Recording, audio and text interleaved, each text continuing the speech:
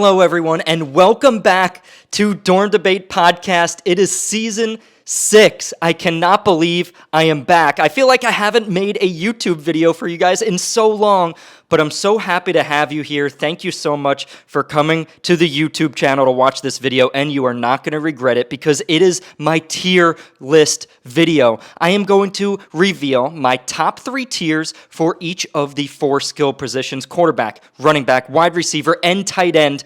And you guys are going to see which players I like and which players I don't like. I'm going to give you a little bit of tidbits, but I'm not going to give away all my secrets because you guys have to head over to the Patreon to see all of my draft advice. I have a full draft guide video coming out later this week on Patreon, and all you have to do is be in at least tier 1 to access that video. So click the link in our bio on Instagram, on TikTok, to go to our link tree and find our Patreon, and you can go over there, get access to that video, because that's the one video that's most important to your fantasy football success this year. I was in 6 fantasy leagues last year, and I won first place in 5 of them.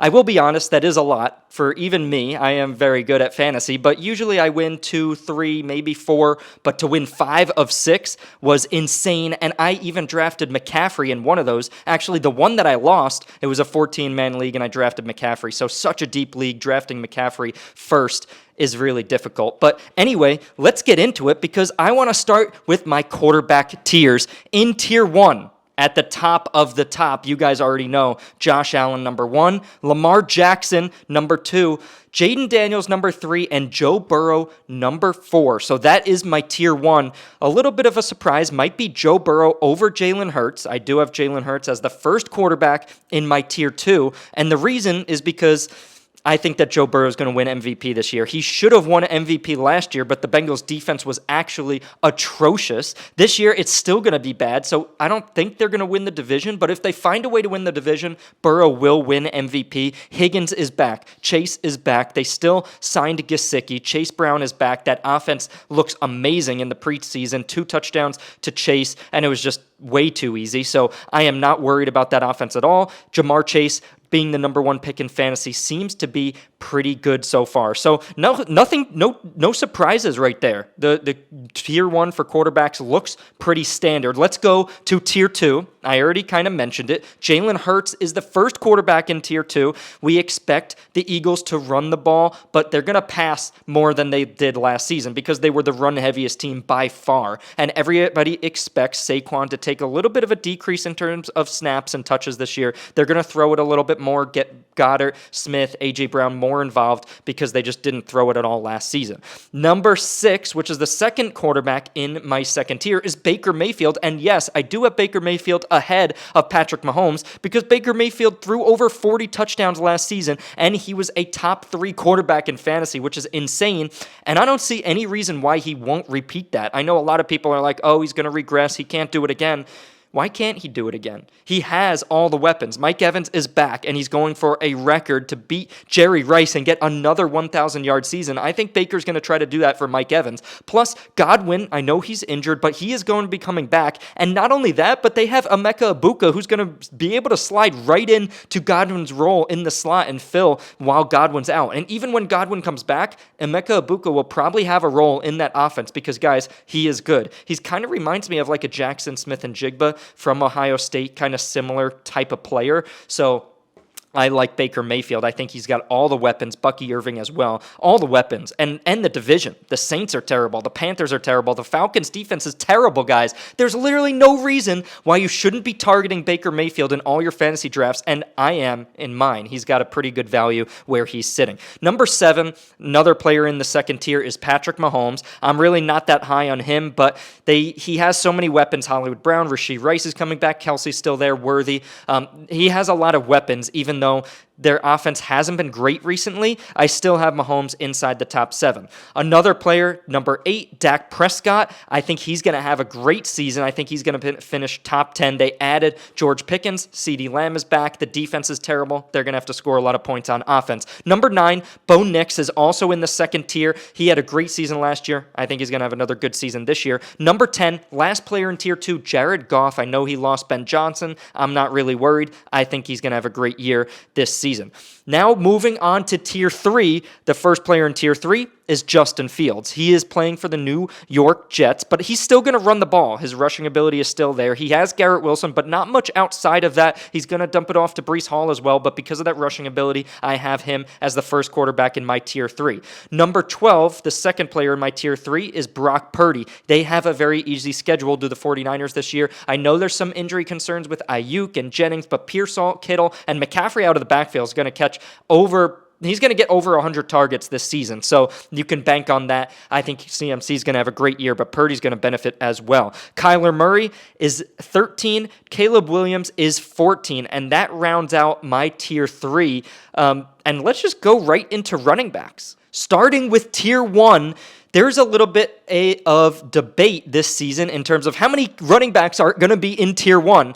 I have 4 because I think that Christian McCaffrey is good enough to be in that Tier 1. I'm not too worried about him. I'm not really worried about Saquon Barkley's usage either. I have Bijan Robinson at 1 in Tier 1. I have Saquon Barkley, and then Jahmyr Gibbs, and then CMC. I am all in on CMC. I'm drafting him in the top 10 in my leagues if I can. I would probably rather get a wide receiver later in the draft, later in the first round, rather than CMC, but if CMC was there for me, I would take him. I'm not too worried about him this season. I like him a lot. In terms of Tier 2, let's run through it, and you might be a little bit surprised with how Tier 2 plays out. And don't forget that when I list these players, these are in order of how I like them. So the last player I say, you guys might be a little bit surprised of. So in Tier 2, we got Derrick Henry, Devon Achane, Chase Brown, Bucky Irving, Ashton Jeanty, and Kyren Williams. So those last 2 players, you see Ashton Jeanty. I could even put Ashton Jeanty behind Kyren Williams. That's how low I am on Jeanty. Well, I'm not super low. I still think he's going to be a top 10 running back, but he's going as consensus RB6, and I'm just not there. I think he's playing in a tough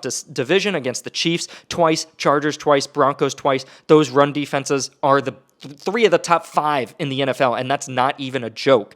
So Derrick Henry, he's ageless. He's just going to perform again. Achane averaged over 22 fantasy points per game in the games that Tua started last year, and Tua's healthy right now, and they lost Jonnu Smith, so I think Achane out of the backfield, even more catches for him. Chase Brown, literally, the Bengals didn't add anybody to that backfield. Yeah, they did add somebody, but late in the draft, and Chase Brown's going to be the number 1 guy. Samaje Perine is back, but he's only for third downs once in a while.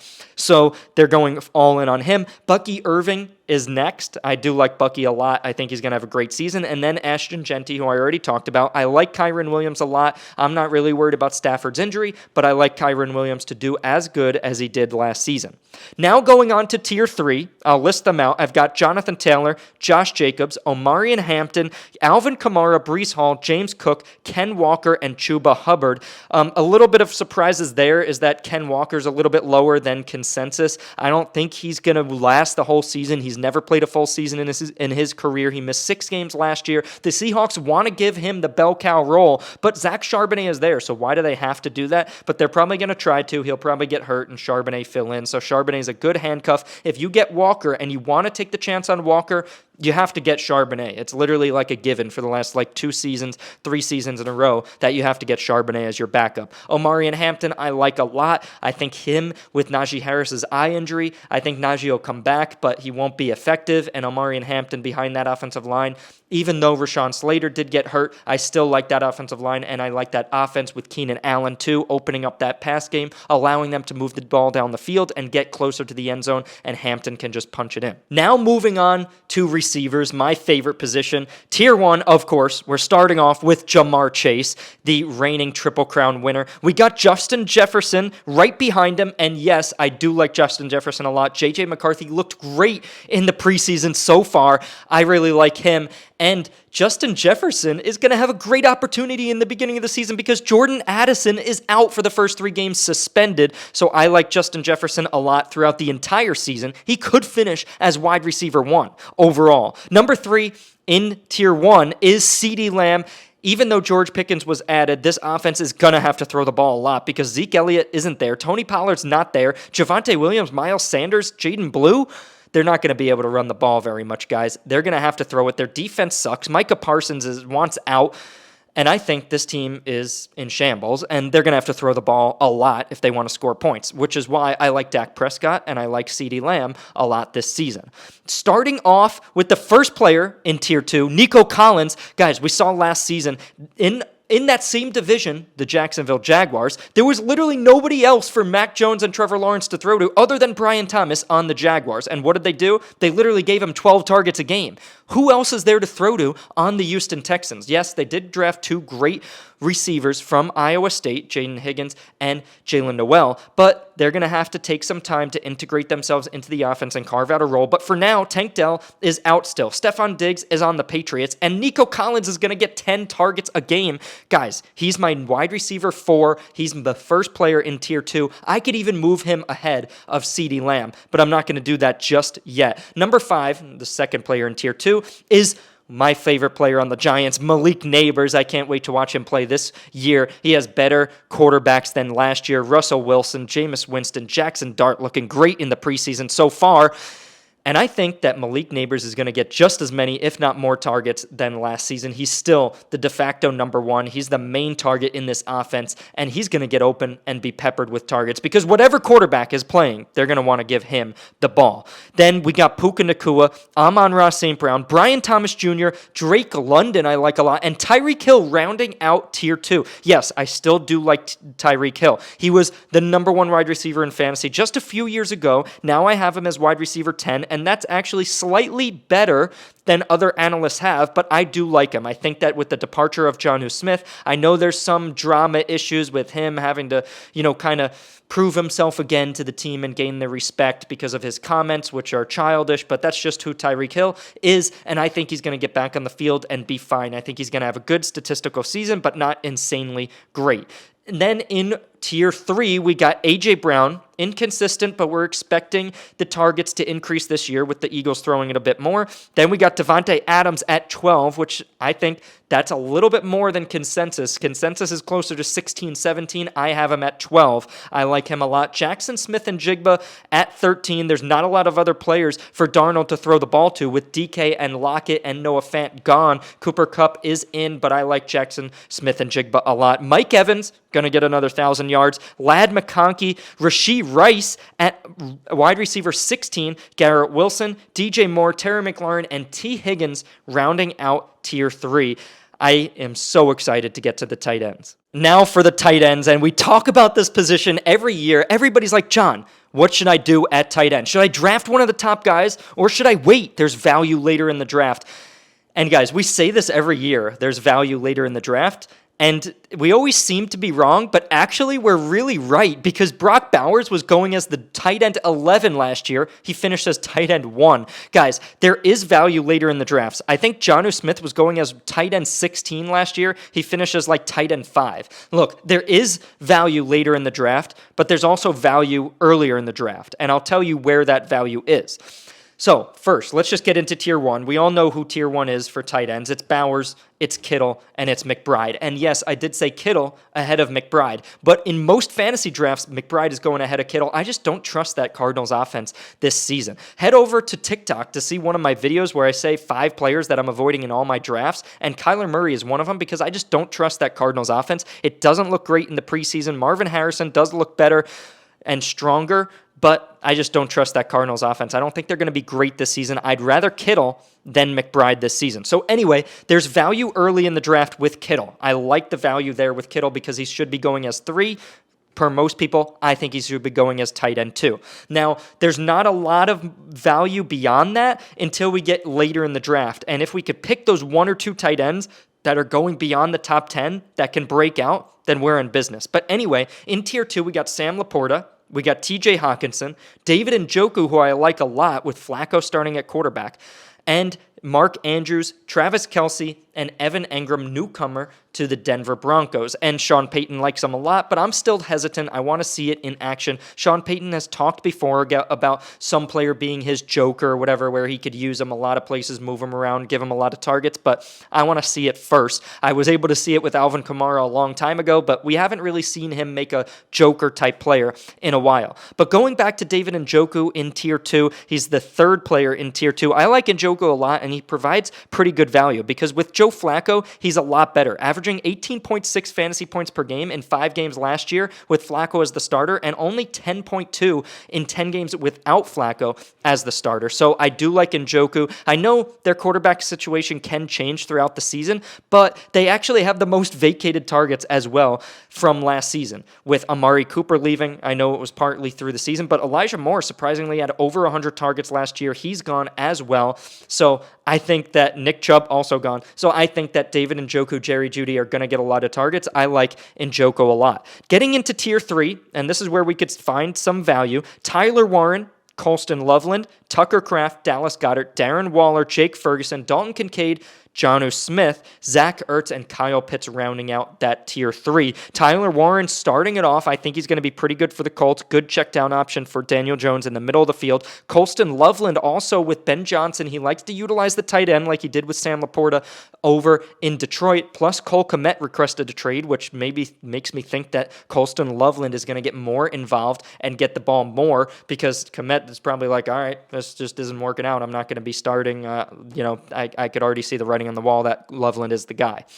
Anyway, a little bit of other surprises. Darren Waller, that's really high. No other analyst has Waller as tight end 14, and I might move that back a little bit. I wouldn't go too crazy. You could probably get him with the last pick in your draft, so I wouldn't get him much before that. But the reason I think he's going to be good is because, yes, he is coming out of retirement, and yes, he was kind of injury prone when he played, but Jonnu Smith leaving left a lot of targets, over 100 targets on the table, and a lot of catches, over 80 catches. So it can't all go to Achane. A lot of people are like, oh my gosh, the reason they threw to Jonnu so much is because they want to get the ball out of Tua's hands quick, and now that Jonnu's not there, they're just going to throw it all to Achane. Achane already had 80 to 90 targets last year. He's not going to get another 80 on top of that. He's not going to get 160 targets. That's like Amon-Ra St. Brown numbers. He might get 100, maybe 120, but then there's still like 40 or 50 targets that have to go around, and I think Tyreek Hill will get some. Waddle's dealing with some injuries, but Waller's going to get at least 50 targets this year,